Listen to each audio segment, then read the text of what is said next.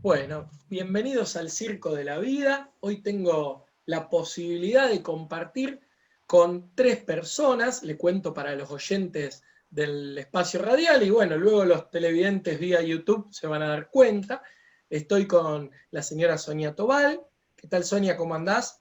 ¿Qué tal? Buenas noches, buenas tardes.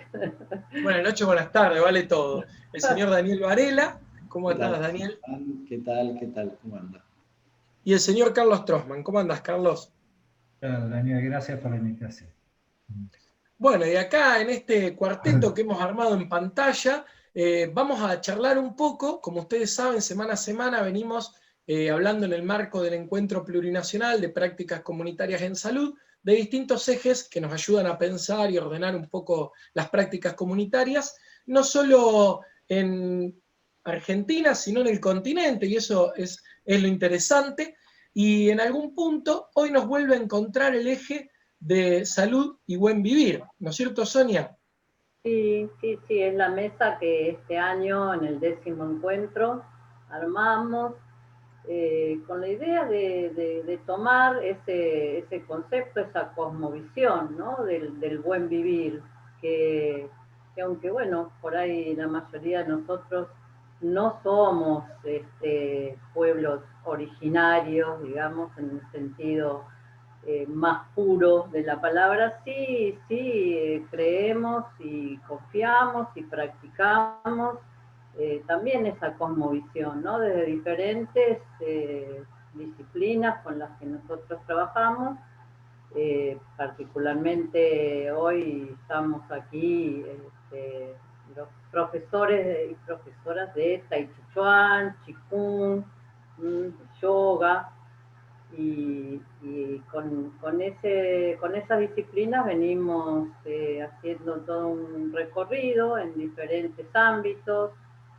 Particularmente hoy están convocados Carlos y Daniel por el trabajo que hacen en el área de salud mental, pero no solo se limita, digamos, a pacientes de salud mental, sino que también trabajan con otras, con otros públicos, otros también trabajos comunitarios varios.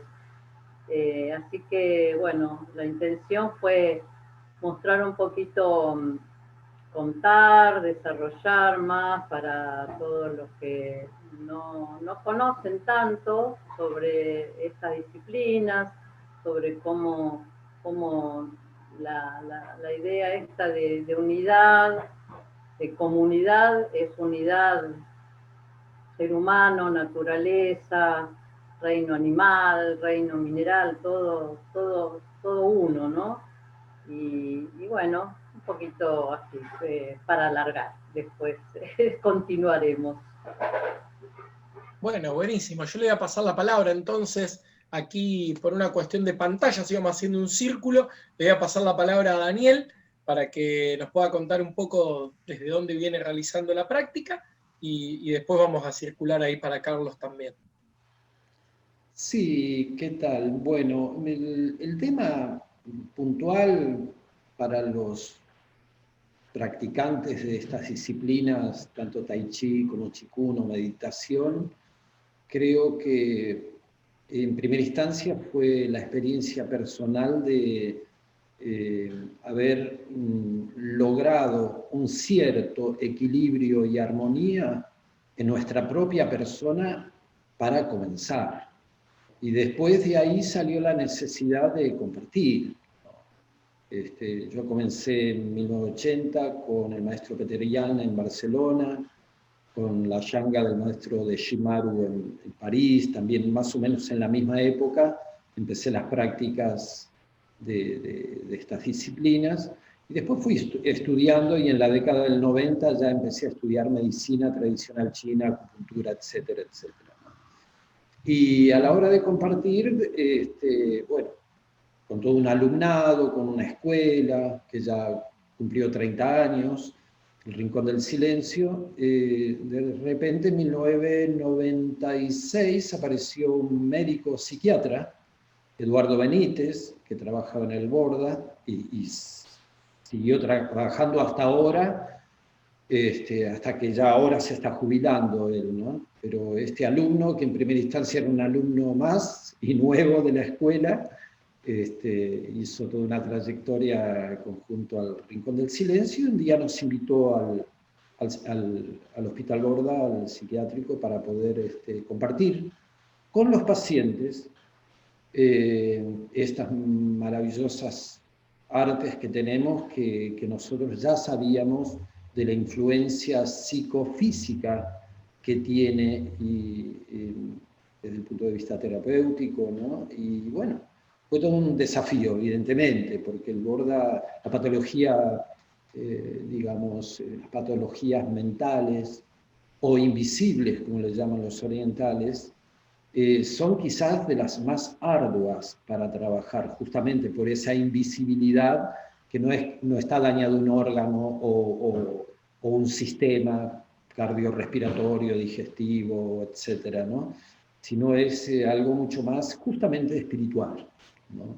Más intangible.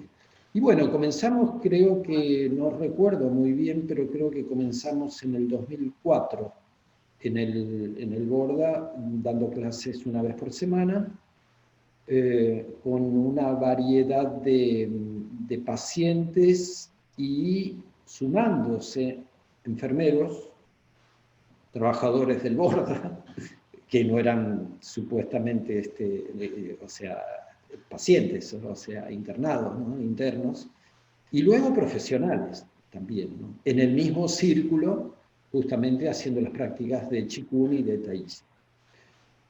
Luego de un tiempo, a mí me gusta mucho, porque también soy terapeuta corporal, o sea, estudié medicina china, hago todas las técnicas que los chinos nos han enseñado, desde la reflexología hasta la imposición de manos, pasando por masaje taoísta hasta acupuntura, etcétera, etcétera. Siempre tengo una hoja de diagnóstico, pronóstico, no solamente individual, sino en este caso de grupos. Y he aquí que en pocos meses, conjuntamente con Eduardo, el psiquiatra, que también compartía las clases, nos dimos cuenta que la gente estaba mucho más tranquila, los pacientes, se le empezó a bajar la medicación. Y bueno, y ese fue el impulso que nos dio a nosotros la posibilidad de esa continuidad, que después por cuestiones personales yo no podía, porque tenía muchos trabajos en otro lado, mandaba a alumnos, profesores que yo había formado, que me suplantaban a mí, o incluso Eduardo, ya que estaba formado, daba las clases, y después retornábamos hasta que, bueno, en el 2014, Sonia, hicimos el congreso. ¿Me preguntabas por el encuentro ahí, sí, en el Borda? Sí, ¿en qué año fue? No me acuerdo. No, yo no te entendí eso. En el 2011. 2011. Porque a lo que se refiere, Daniel, es nosotros formamos parte de una red de profesoras, profesores de Tai Chi, Qigong, Yoga en instituciones públicas. Entonces, cada año vamos haciendo encuentros y rotando en los diferentes hospitales. Una vez fue en el Hospital de Clínicas, en la Facultad de Medicina, en el Hospital Italiano, en el Borda, y bueno, en centros de jubilados, y en esos encuentros hacemos prácticas, cada grupo que pertenece a estas diferentes instituciones hace prácticas mostrando trabajos así corporal, físico, ejercicio de Tai Chi, de Qigong, y también hacemos en algunas oportunidades, como en el Borda, presentaciones como más teóricas junto con la práctica. Sí, el Borda fue el 2011, si no me equivoco. Sí, está bien. Y eso, digamos, para nosotros fue muy importante como experiencia, porque logramos generar una energía junto con la red, no solamente el Rincón del Silencio, sino conjuntamente con la red, de gente muy laboriosa, muy comprometida en la realización de estos encuentros todos los años. Hicimos 2 jornadas, viernes y sábado, que vino gente de todo el país, ¿no? Y que cuando las autoridades del Borda vieron lo que se estaba formando, de repente nos dieron el escenario principal del Borda, toda la disponibilidad, y el día de la inauguración había una mesa ahí desde el director hasta todo retrajeado, todo, ¿no? Muy interesante, y con una gran afluencia de compañeros, de terapeutas y de profesionales de Qigong, Tai Chi y Yoga, dedicados en instituciones de la salud.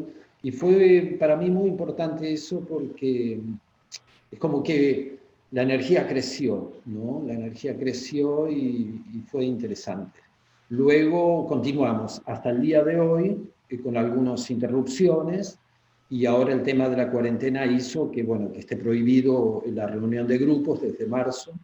Entonces eso queda ya ahí en stand-by. Entonces, bueno, si bien sigo viendo algunos pacientes muy interesantes, que de vez en cuando, una vez por semana, una vez cada 10 días, los sigo viendo, y hacemos en alguna plaza alguna práctica.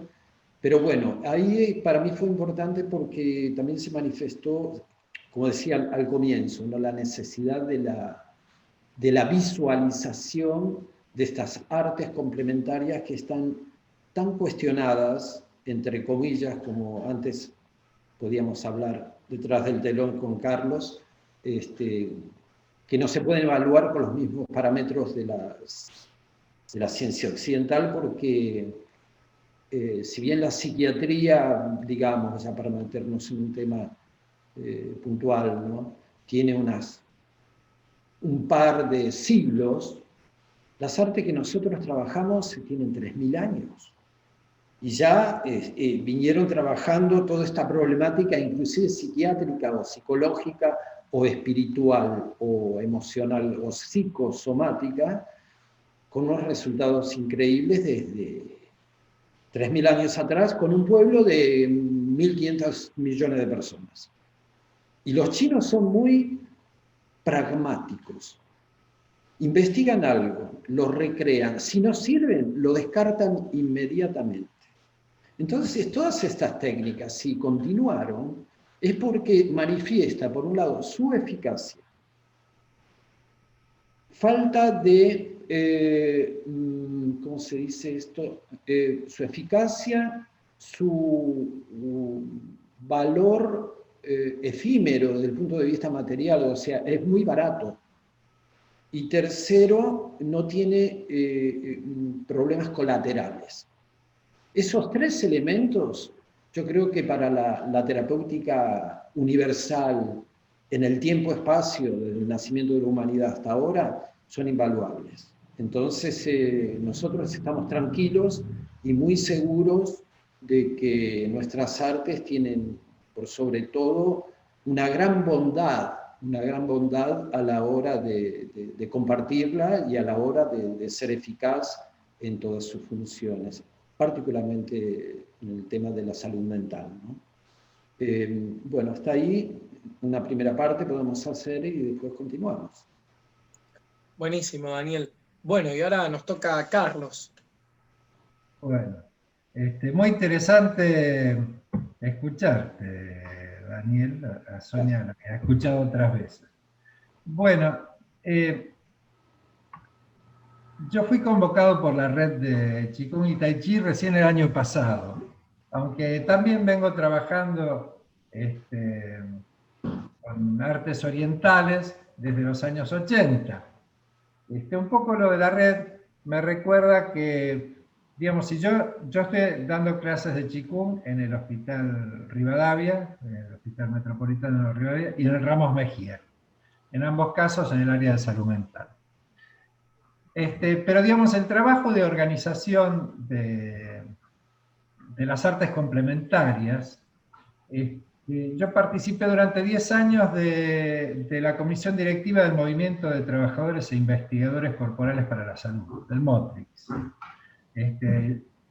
que fue un proyecto que se fundó durante el gobierno de Alfonsín, junto con otro proyecto que unía a las comunidades indígenas también. Son dos proyectos que salieron en ese momento en el Teatro San Martín.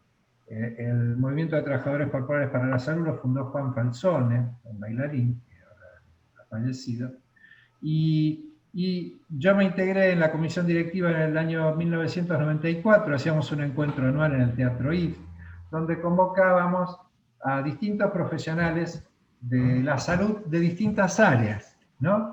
Digamos, tanto venían médicos de hospitales, a veces funcionarios, convocábamos también el aspecto social, venían las abuelas de Plaza de Mayo, la gente docente, y después todos los que hacíamos, no solo artes orientales, todos los que trabajaban en cuestiones corporales, desde distintas áreas, el psicodrama, el yoga. Era muy interesante porque era un espacio donde se confrontaba, se creaba y se tejía desde distintas disciplinas en función también de definir qué es el trabajo corporal. Estoy hablando de los años que dije, ¿no? Antes del 2000. ¿Qué es el trabajo corporal? ¿De qué cuerpo hablamos? ¿De qué cuerpo habla la medicina? Y bueno, cómo era la forma de profesionalizarse, cuál era el sujeto de la salud, cómo incluirnos en los trabajos sociales. Bueno, surgieron muchas cosas interesantes que espero poder rescatar, y entre ellas unos talleres en el Hospital Rivadavia. Eso fue también antes del 2000. Teníamos un área de comunidad, que estaba Liliana Singerman y Mónica Groisman a cargo de esa área, que habían puesto varios talleres en el Hospital Rivadavia que todavía se mantienen en distintas, trabajando con el síndrome de Sjögren, con artritis reumatoidea, y creo que fue la semilla un poco de lo que son los talleres en el Rivadavia, ¿no? Todavía uno se conserva de esa época, que es el taller de Shiatsu, que da Miguel Ángel Don. Entonces, quiero decir que, digamos, ¿cómo se integra esta otra visión? Esta gente que ha sido outsider, digamos, de la salud, en cuanto a la salud formal, que incluye no solo las terapias orientales, sino a muchas técnicas occidentales que luego han sido reconocidas, más o menos, pero la gimnasia consciente, la expresión corporal, el Feldenkrais, la autonía, la arte-terapia, alguna cantidad de cosas que sí se estaban realizando, que sí se estaban produciendo, pero que no tenían como un reconocimiento oficial. Yo creo que se recurre a las terapias que ahora llamamos complementarias, y antes llamábamos alternativas, y eso tiene una razón de ser. Yo creo que lo que hacemos son terapias complementarias, pero bueno, hay que ver cómo nos complementamos, y el punto de encuentro siempre va a ser los pacientes, pero bueno, cómo trabajamos en conjunto. Decía que los que trabajamos con estas terapias complementarias tenemos una visión diferente, más integral de las personas.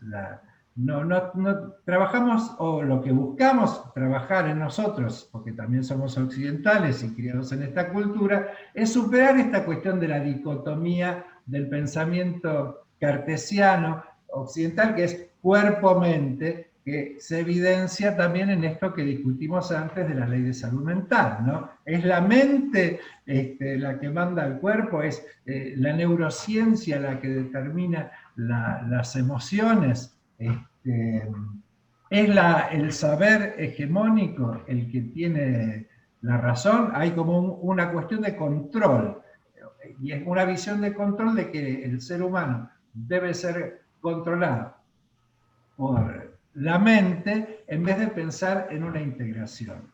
Como decía Daniel, las enfermedades mentales son las enfermedades invisibles, ¿no? Para Oriente, pero creo que lo invisible es cómo nos posicionamos ante el mundo. Y hablar de enfermedad me parece que implica que como si hubiera una salud o una salud absoluta. Y yo creo que lo que hay son procesos de maduración y desarrollo.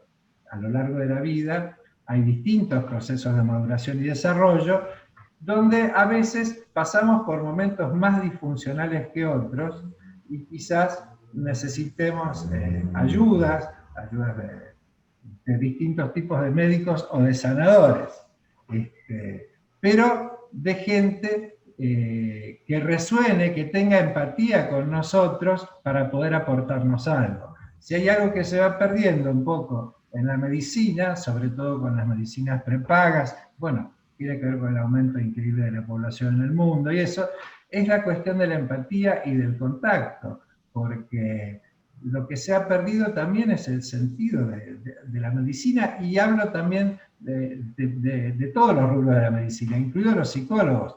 Los psicólogos que trabajan en una prepaga cobran un bono, tienen un tiempo limitado, digo, su ideología en cuanto a la concepción de la salud, ahí estalla, porque tienen que cumplir las normas de la prepaga, ¿se entiende? Lo mismo los médicos, la cuestión del médico, el contacto con el paciente, el conocerlo, para medicarlo, para saber quién es, cómo vive, eso que tenían los médicos antiguos, los médicos de familia, eso que traen de los médicos chinos, no conocen el cuento del médico chino, que en realidad la familia le pagaba al médico chino mientras estaban sanos. Cuando alguien de la familia se enfermaba, dejaban de pagarle porque el médico no había cumplido su responsabilidad. Cuando recuperaban la salud, le volvían a pagar al médico, totalmente al revés. Y bueno, para eso había una empatía, un conocimiento, un saber, un conocerse, algo que ahora se vuelve muy impersonal. Y los médicos también, el arte de curar se pierde en la prepaga, porque sí, también tienen un límite de tiempo, tantos pacientes, todo se vuelve como un reloj que gira con la economía, digamos, ¿no? Entonces, creo que justamente lo que aportan las medicinas complementarias, o en las que trabajamos nosotros específicamente, es reconocer a la persona, tratar con cada uno, aunque uno trabaje en grupos, conocer a cada uno, darle a cada uno una herramienta donde sienta que puede hacer algo por sí mismo, no solo ir a una consulta al médico y que el médico diga, bueno, tome tal pastilla, sino tener la noción de proceso. Me parece que también la especialización de esta época, que es algo muy positivo porque hay muchas enfermedades que se pueden curar o muchos problemas que se pueden resolver gracias a esta especialización, si tiende a la fragmentación y al aislamiento, está produciendo otra enfermedad. Es lo que pasa habitualmente en el desarrollo humano. Encontramos algo, lo exprimimos a fondo y desequilibramos el sistema. Eso se genera un problema ecológico. Me parece que es interesante la especialización, es importante la especialización, que ya estemos en los nanosegundos, en las micropartículas cuánticas de no sé qué, y que conozcamos cada pequeño fragmento de la célula. Todo eso está muy bien porque nos ayuda a conocer, pero siempre que estemos vinculados en un equipo, en un grupo, y no perdamos la visión global de la cuestión. Porque si no, es el que está en la neurociencia dice, ah, no, todo es un problema de la serotonina, hay que darle, ¡pum!, El otro dice, no, no, todo es un problema de colesterol. Hay que darle, ¡pum! Y no es un problema de la persona. En ese sentido, Carlos, creo que las ciencias duras están siendo mucho más amplias que otros rubros, digamos, de la ciencia, ¿no? Porque el que está trabajando la cuántica, ¿no? O la entropía, y sabe que en todo hay una interdependencia, una interrelación, ya no está, ¿no? Con esta manera de ver todo, como decíamos antes, ¿no? Fragmentado. Eso en las ciencias duras está pasando. Ven la relación que hay con la vibración del sonido, ¿no? Que nosotros por ahí lo trabajamos con los cuencos que vienen de Oriente o con los tambores que vienen de pueblos de América. El sonido, la vibración, generando otros estados anímicos y modificando el movimiento celular. Todo eso lo usamos, ¿no? Pero lo que no sucede después es que haya un reconocimiento en la formación de profesionales, ¿no? Que van a ser médicos, psiquiatras, psicólogos. Ahí no está tan expresado de la misma manera que ya se entiende en las ciencias duras. Y por ahí lo que también quería aprovechar, ¿no? para decir otro tema que yo relaciono, que es el de la medicación, ¿no? Cómo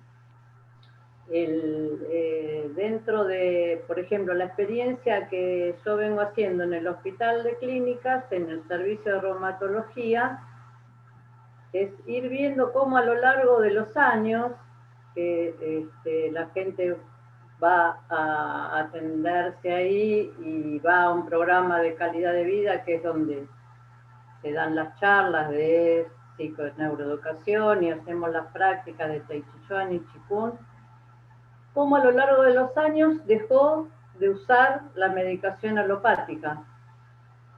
O sea, la mayoría de la gente, tanto por las enfermedades crónicas, la fibromialgia, la artrosis, el dolor crónico, ¿no? Tomar Valium para dormir, todo eso, en estos 16 años que yo estoy trabajando ahí, y con un trabajo así de ir informando también a los médicos, a los residentes, a las enfermeras, la gente sigue haciendo las prácticas, sigue yendo a las charlas y reduce el consumo de medicación alopática. Al principio, cuando yo empecé ahí a trabajar, mi maestro era de los que hacían tinturas madres, ¿no? Con las plantas. Él era de Marcos Paz. Y bueno, yo llevaba tinturas madres para darle a la gente, para ir calmando sus dolores, ¿no? Con algo que no fuera una medicación alopática. Al principio, pero ¿y eso que está certificado? No, en esos años no estaba certificado. Ahora sí lo venden en las farmacias, ¿no? Están en la herboristería por toda la... Hace tiempo no. O sea, es un avance. Ahora se venden, ya no son un secreto que hay que ir llevando, ¿no? A la gente. Pero ahora, de hecho, ya las piden. Esto que también hace años pasaba con la tintura de cannabis, donde horror hablar del cannabis, ahora les puedo decir que la mayoría de las personas que van ahí piden tintura de cannabis porque se dieron cuenta cómo les calma los dolores. Digo, los hechos van mostrando, ¿no? Que hay un cambio en la sociedad. Lo que no pasa tanto es ese cambio por ahí, bueno, en determinados espacios médicos, digamos, de la medicina occidental. No digo más. Parece re interesante esto que están abriendo, porque primero que nada está bueno pensar esto del carácter instrumental que a veces pareciera que adoptan algunos conflictos, ¿no? O algunas pujas de intereses, y esto de la evidencia, que los tres en algún punto lo fueron dando cuenta de distinta manera, en la ciencia occidental y pospositivismo es como muy claro esto de que lo evidente es aquello mensurable, comprobable y todo esto que después del manifiesto de Comte, digamos, quedó ahí puesto a jugar, pero en realidad, claramente la evidencia en cuanto a su historia, a sus orígenes, a sus raíces, era parte de construirse justamente históricamente, y en una transmisión, y en una cuestión, esto que ustedes decían de cómo para la cultura oriental, y sobre todo para los chinos, está muy presente esto de que aquello que no sirve es quitado, ¿no? Es como trasladado, y pareciera que una progresión en el tiempo, una repetición en años y a nivel de una cultura y demás, tiene como una pérdida y un resto porque a lo mejor no está formalizado en cuanto a lo que hoy se estila, se acostumbra en lo occidental, a cierta estructura, ¿no? De organizar el pensamiento de tal o cual manera, y en realidad sí están esas formalizaciones dadas, nada más que no están en el discurso de Occidente. Yo la primera vez que fui paciente de una persona acá en la zona sur de Rosario, un amigo, Esteban, que me hizo la primera vez auriculoterapia, que yo fui con mucho escepticismo respecto de cuánto me podía bajar a mí mis niveles de ansiedad, estudiante de psicología, que venga alguien y te diga, mira, yo te voy a tocar, acá te voy a poner, tac, tac. Y la verdad que es impresionante cómo me cambió a mí, después pasé a que me haga, digamos, acupuntura, y pasé a animarme a que me haga el diagnóstico con los imanes, y en un punto me empecé a sentir cada vez mejor conmigo mismo, encontrando un montón de cosas en los cuales, siendo yo una persona alérgica a medicamentos desde muy niño, no tengo un umbral de dolor alto y a la vez estoy bastante desmedicalizado, por suerte, pero también el umbral de dolor alto es a costo psíquico, digamos. O sea, si bien uno dice, tiene un alto costo psíquico, decir, umbral de dolor, sí, no, es acostumbrarse a convivir con el malestar, con una mala postura que duele, que tracciona, rectificando, compensando de un lado y del otro. Entonces, como que distintas cosas que van surgiendo, que alguien pueda de golpe ofrecerte una forma de conocerse uno mismo, reconocerse en su cuerpo, y de golpe empezar a pensar esto de para mí mal pensado, ¿no? Y lo de alternativa me genera contradicción, porque yo creo que toda terapia que pueda aparecer en el cuerpo es lo que cada uno necesita y singulariza, entonces es la terapia que esa persona le es suficiente y que es una razón válida para ponerse ahí a jugar. Su salud, su proceso de salud, esto que ustedes decían que es un proceso. Para mí, claramente, todos estamos todo el tiempo en una construcción de nuestro proceso de salud. Y está bueno imaginarnos que ese proceso de salud no hay una única forma de ajustar a un concepto de salud, y por suerte tampoco no hay una única forma de ajustar a un concepto de enfermedad.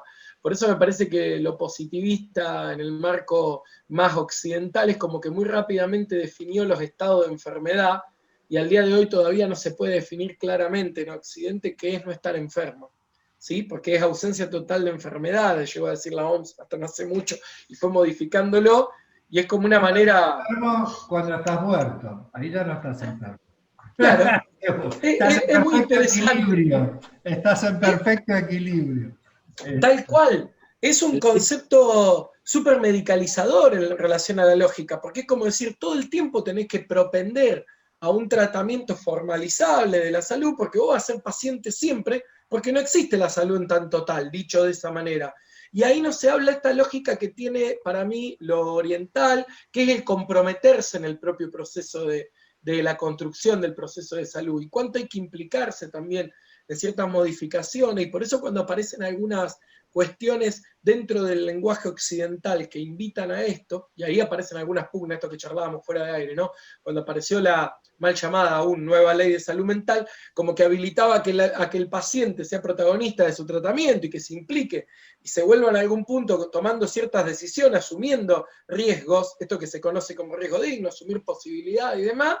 Bueno, toca los paradigmas formales y empieza a aparecer de vuelta el fantasma ahí que asoma de algún lado, donde pareciera que la persona no tiene posibilidad de construir su proceso de salud, digamos. Es algo externo a la persona lo que construye el proceso de salud, y eso creo que es lo lo que en algún punto pierde este otro sentido de que el todo es más y menos que la suma de las partes, digamos, que no hay que juntar y achicar. Y ahí es donde es interesante pensar todas estas espacios y experiencias que brindo y celebro, de que aparte tengan tanta trayectoria, porque estamos hablando de que ustedes al menos empezaron allá por los 80, y a la vez ya venían de maestros previos que lo venían trayendo, y entonces también demuestra la evidencia que no es algo nuevo, cuando se dice lo alternativo y lo nuevo hoy en siglo XXI, no, es algo que viene siendo hace mucho, que viene sucediendo, y que viene teniendo también como cierto efecto multiplicador, y que hoy apareció un poco más,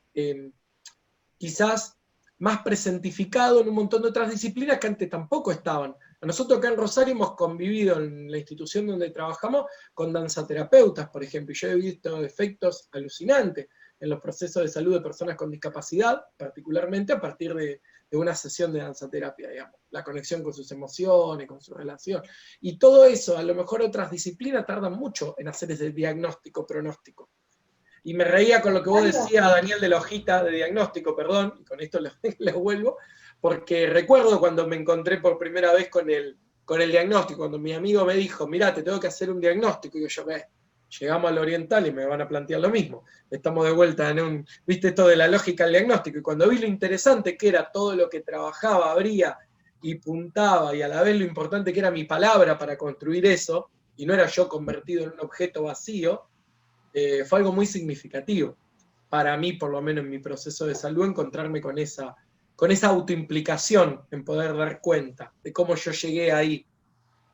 Es interesante lo que cuento, decía Pablo. Perdón. En Sí. Rosario, en la Facultad de Ciencias Médicas de Rosario, fue la primera que creó la carrera, ¿no?, de medicinas complementarias, y el primer municipio que tuvo una ordenanza que habilitaba a las medicinas complementarias. Después tengo entendido que hubo unas marchas atrás, ¿no? Pero bueno, existió, y es más, uno de los encuentros de nuestra red se hizo ahí, en la Facultad de Ciencias Médicas.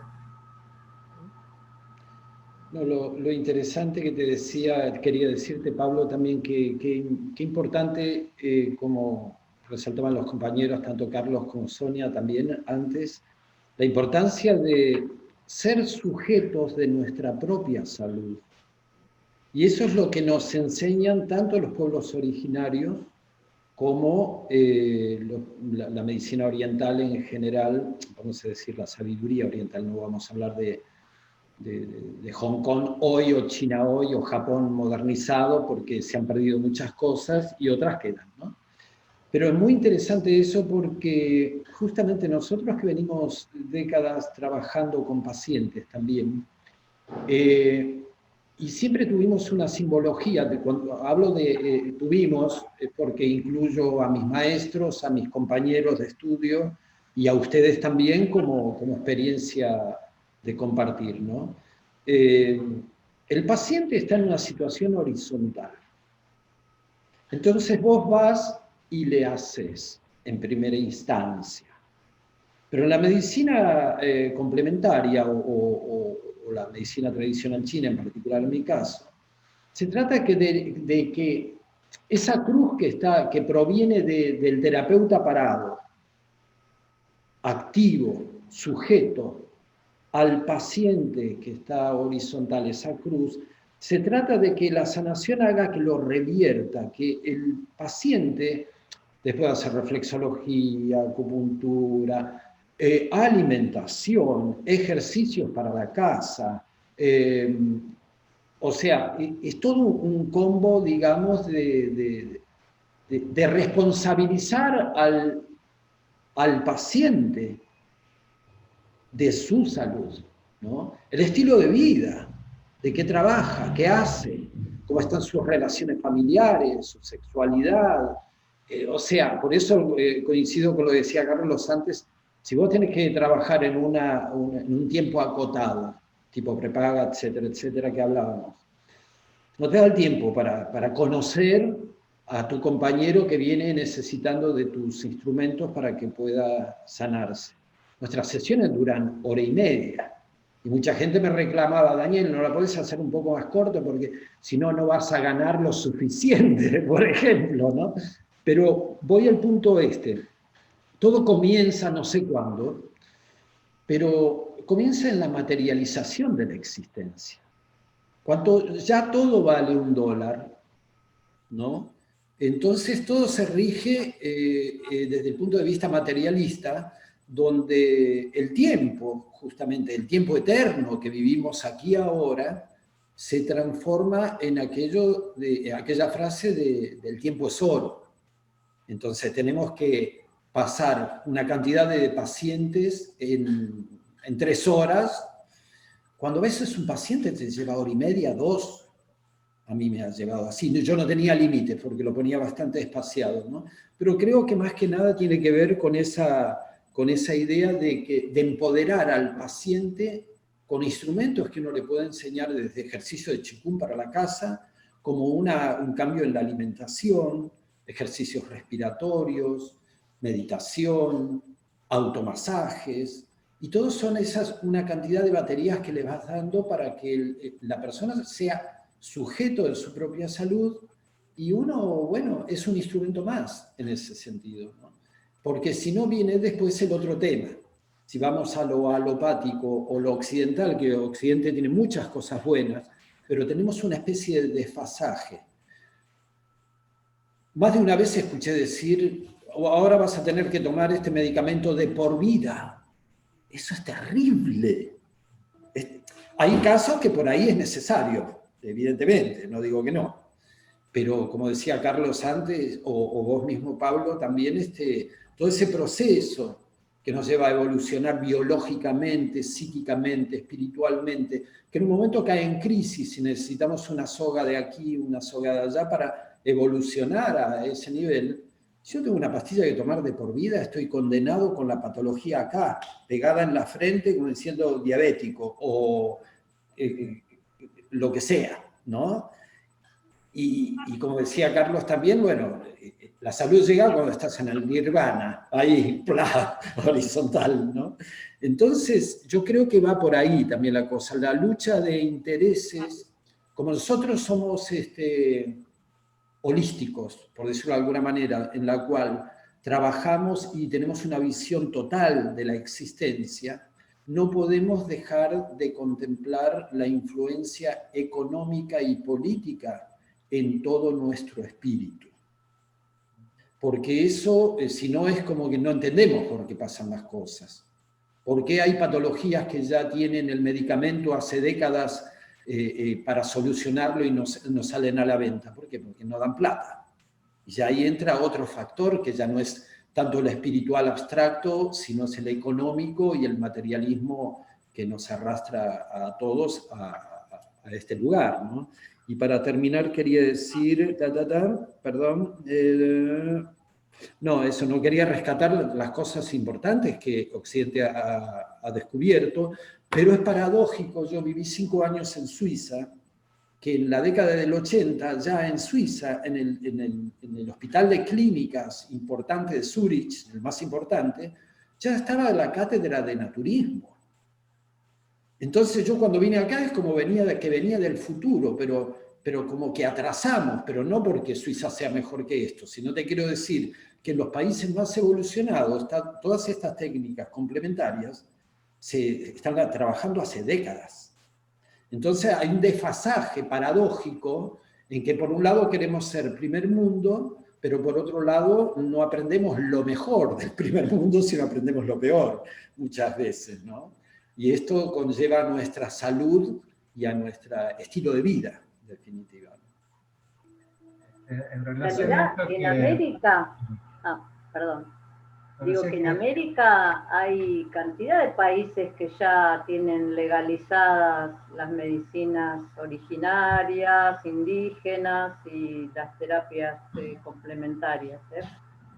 Ahora, Chile, Uruguay, Brasil, Nicaragua, Cuba. No es algo que esté terminado, ¿eh? Mirá que en Europa sigue habiendo conflictos, en Francia sobre todo, no podés hacer medicinas, que sean medicinas si no sos médico, Bueno, eso sí.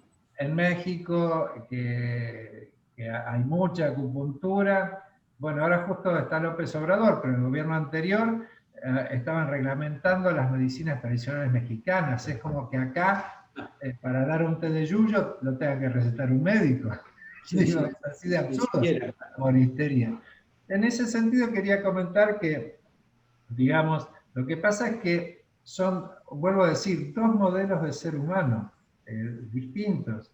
La sociedad moldea a los que participan de la sociedad en función de perpetuarse, no en función de las innovaciones. En general las innovaciones las producen los outsiders o las producen y las investigaciones las financian, las investigaciones científicas las financian los mismos poderes que moldean a la sociedad en función de perpetuarse. Estamos en una cultura de la inmediatez, donde por eso quedamos fragmentados y aislados, perdemos conciencia de los ancestros y que en definitiva nosotros somos los ancestros del futuro.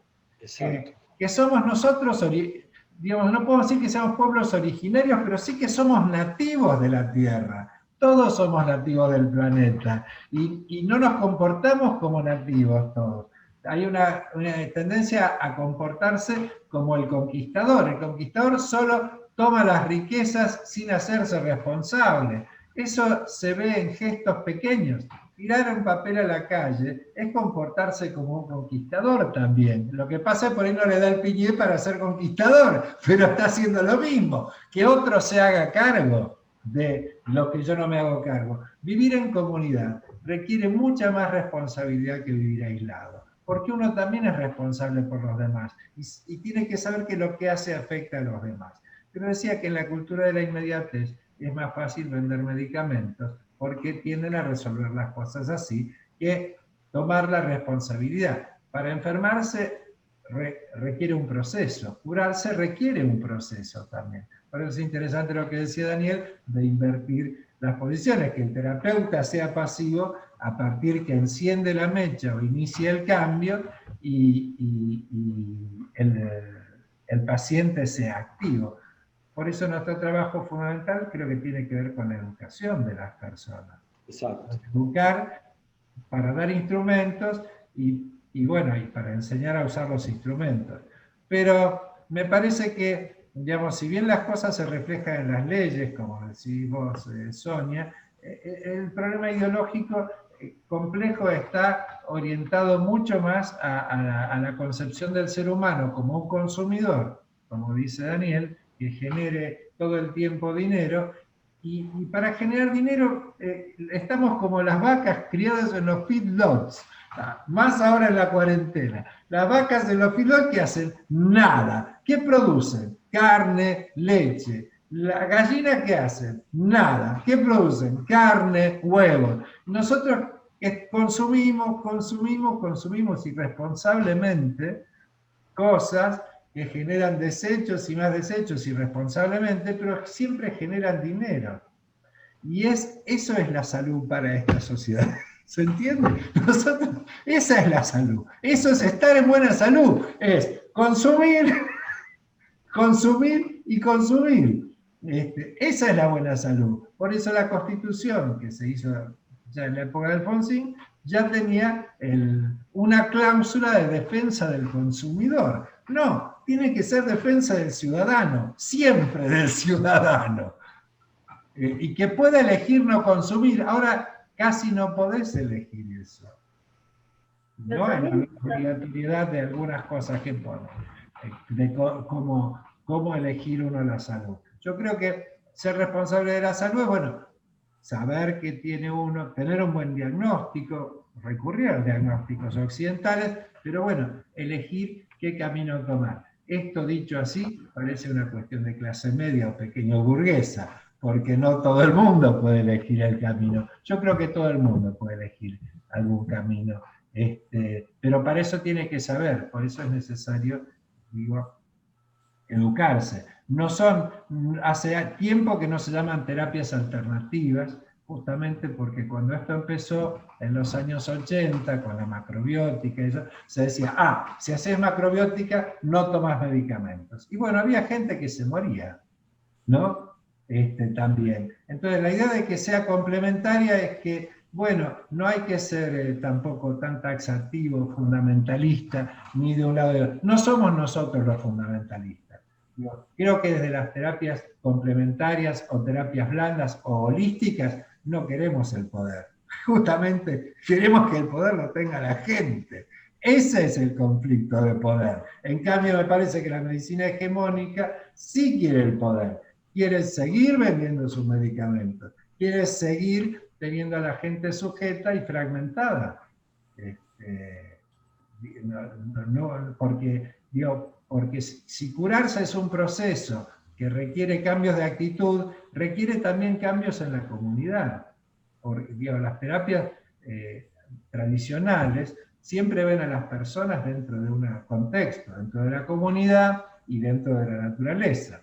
Si nosotros hablamos de la unidad, es una unidad que se busca con uno, se busca con la comunidad y se busca con la naturaleza. Digamos, todos los conflictos de afuera afectan adentro, pero los conflictos de adentro producen efectos afuera, ¿no? Y bueno, trabajar esta cuestión de unidad es lo que tratamos de hacer, y sí tiene que ver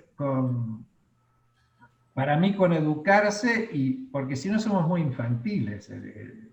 Hay un egoísmo infantil en los seres humanos que está fomentado por el consumo. Es como, tengo un cuerpo, tengo esto. No, somos esto. No es que tengo un cuerpo, que me lo prestan y después... ¿Se entiende? Me parece que hay, digamos, la vida nuestra es corporal. Uno puede después creer en otras cosas, perfecto, pero acá, en la Tierra, la vida es corporal. Y bueno, y no es un ensayo de la vida, es lo que es. No es que después no sé qué, después veremos, pero la vida es esto, no es un ensayo, y hay que ser responsable de la vida, porque la heredamos de nuestros ancestros, y ver qué le dejamos a nuestros hijos, qué tierra le dejamos, qué modelo de ser humano también, ¿no? Interesante, Carlos, porque me haces acordar mucho a mi maestro, que nos decía que hacer sazen es responsabilizarse, porque en el proceso de la meditación comienza aquello que es conciencia de sí, ¿no? Para empezar el proceso, ¿no? Y eso del papelito en la calle me gustó, me encantó eso, porque es real, es muy real. Cuando no somos responsables de nosotros mismos, y ello implica, como vos decís también, una educación, una reeducación, ¿no? Que a veces nos lleva décadas, ¿no? Pero creo que esa responsabilidad que implica también por nuestro cuerpo, por nuestra salud, por nuestro estilo de vida, nos ha llevado muchas veces a pacientes nuestros que no vengan más.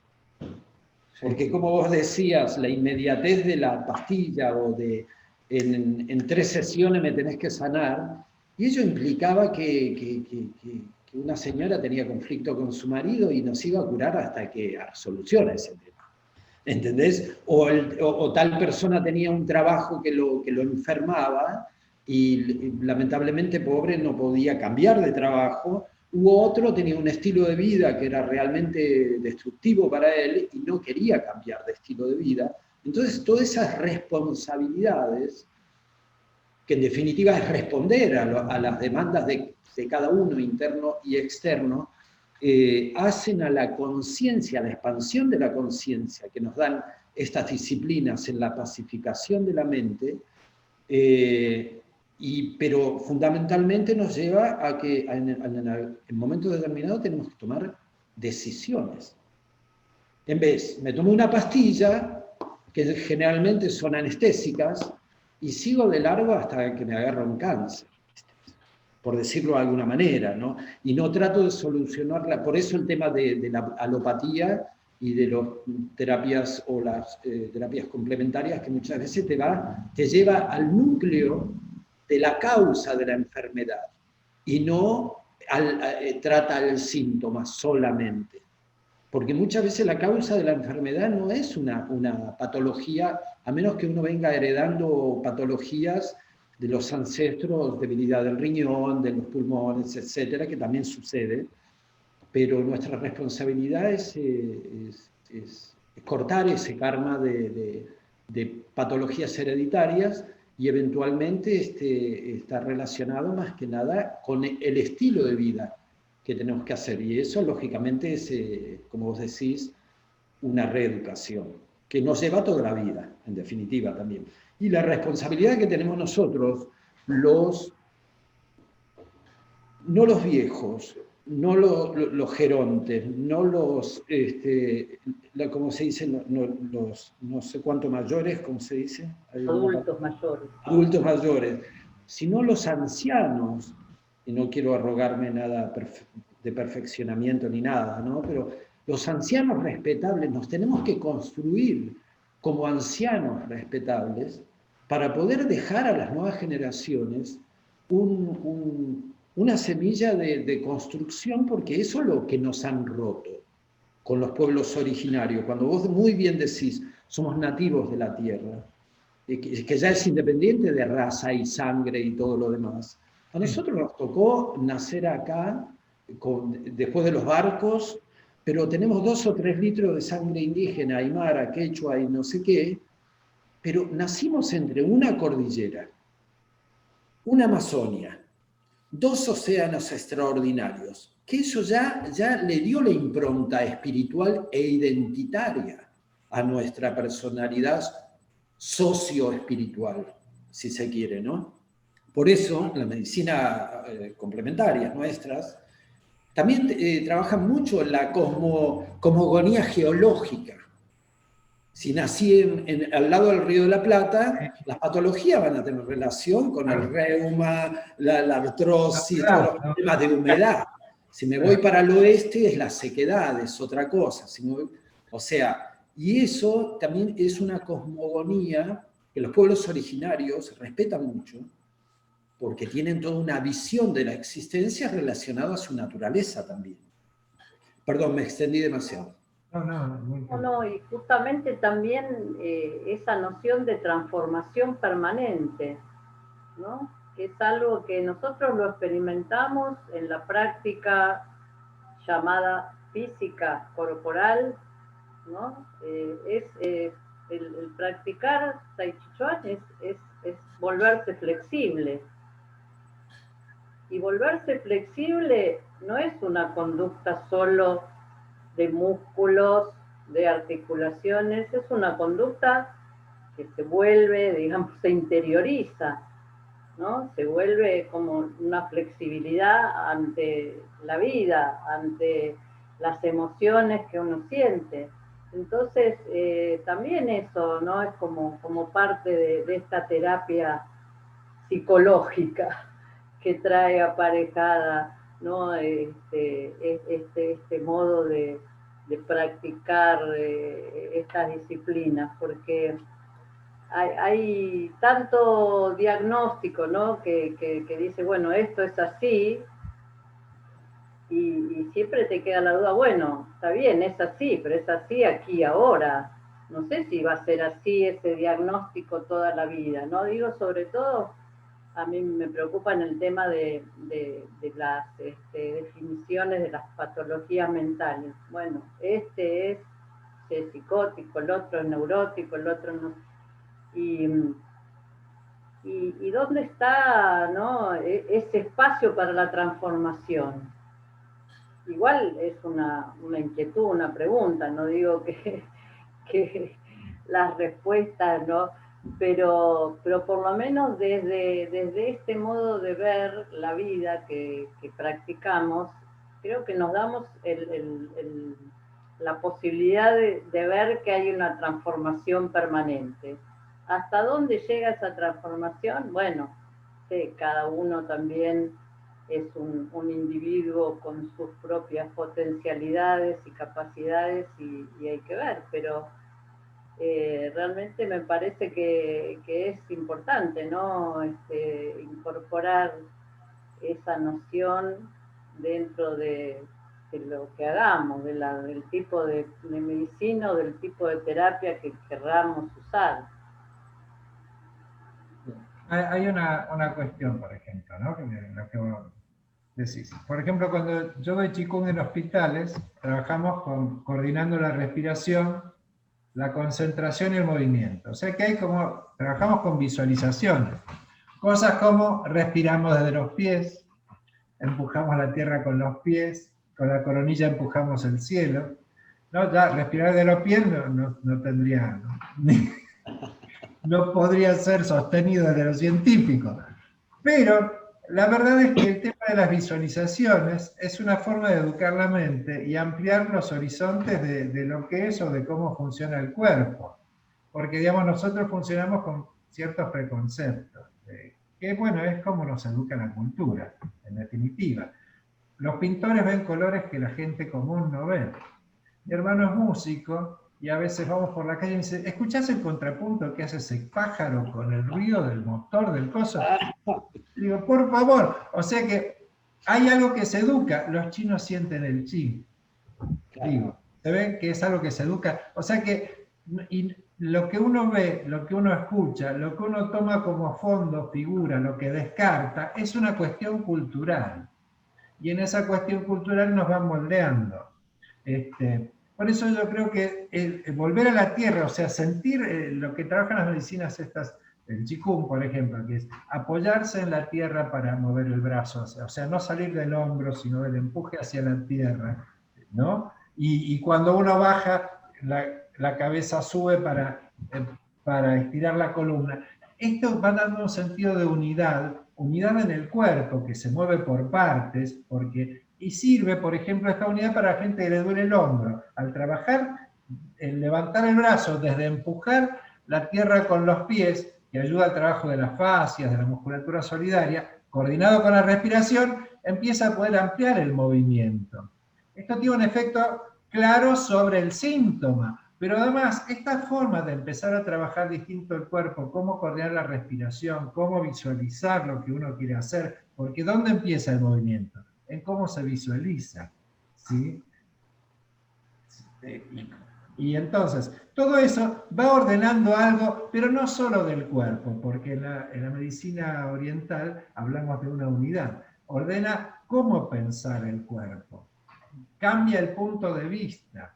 ¿Sí? Todo es como muy subjetivo, pero todos los planos se mueven al mismo tiempo. Uno puede abordar de lo corporal, abordar de la meditación, ¿sí? No podemos decir que la meditación no sea movimiento, no podemos decir que el tai chi no sea meditación, ¿sí? O que el Qigong. O sea que hay una cosa que aborda en forma integral, y esto es interesante porque lo que ayuda es, eso es lo que yo llamo educar, y a cambiar de posición, desde donde uno ve el mundo. Si uno siente que tiene una herramienta que puede conectarse con energía, que es tan fácil como empujar la tierra y sentir que hay una fuerza allí, ¿no? Que da un cierto empoderamiento, también da otro punto de vista, otra forma de pensar en la tierra, sentir la tierra, no sentirse aislado. Y bueno, y eso creo que lleva a pensar de otro modo en los demás también. Yo lo veo en los grupos del hospital, que la gente sabe quién falta, quién no falta. Cuando empezó la pandemia, yo empecé a dar 2 veces por semana clases gratuitas por internet, para que la gente del hospital pudiera participar. Algunos no podían ver por Facebook, qué sé yo, entonces bueno, les mandaba links con trabajos, cosas, ¿sí? Pero y ese sostén también se reconoce, falta tal, falta cual, se arma una comunidad. Y esa comunidad es la que ayuda a curarse. Totalmente. Algunos, por supuesto, fallecen, gente mayor, otros no. Y me parece que lo que faltaría es en la formación de los médicos, que no hacen ningún trabajo corporal. Entonces, ese es el tema. la diferencia de nosotros como docentes es que nosotros nos trabajamos a nosotros mismos todo el tiempo. ¿Sí? Eso que decís, Carlos, es muy importante porque a veces dicen, a mí me dicen, ¿cómo haces para tratar tantas patologías con gente complicada? Desde lo patológico, desde ir al borda, como en mi consultorio, y no te enfermas. Porque nosotros estamos constantemente haciendo la alquimia. En cualquier momento me enfermo también, porque Sí, no no, soy infalible. general. Pero cuando hacemos Qigong, cuando hacemos Tai Chi, estamos digiriendo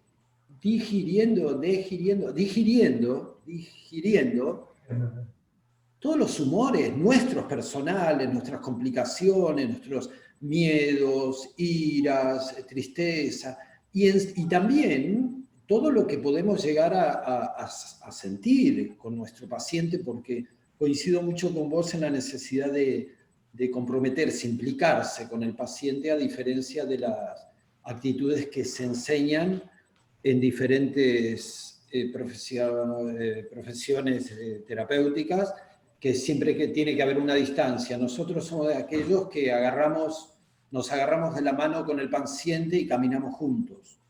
Y ahí te dicen, che, ¿y por qué? ¿Qué onda? ¿Vos no te enfermas? Y justamente es por eso, porque nosotros practicamos y digerimos todo. Entonces es muy raro, bueno, pero eso está en el sello, digamos, de la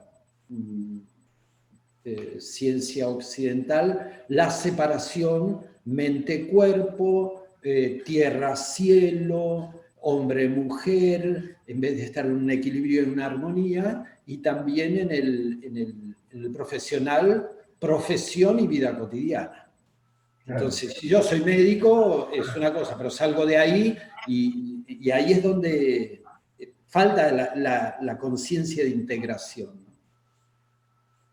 Vos sabés que creo que algo de esto es lo que por lo menos va a tomar un aspecto de esta pandemia y este contexto, ¿no? Hoy con los compañeros de trabajo en la reunión yo les planteaba esto, ¿no? Decir, a ver, nosotros hoy estamos trabajando con nuestra privacidad puesta a disposición, cuando en otro momento todo lo que es trabajar desde atrás de la pantalla virtual y en la casa es con nuestra privacidad puesta a disposición, cuando en otro momento parecía que el encuadre correcto era dejar toda la privacidad fuera, ¿no es cierto? Depende cada profesional, cada disciplina, dejarlo más privado que uno tenga, dejarlo totalmente por fuera, porque le encuadra cierta postura, cierta...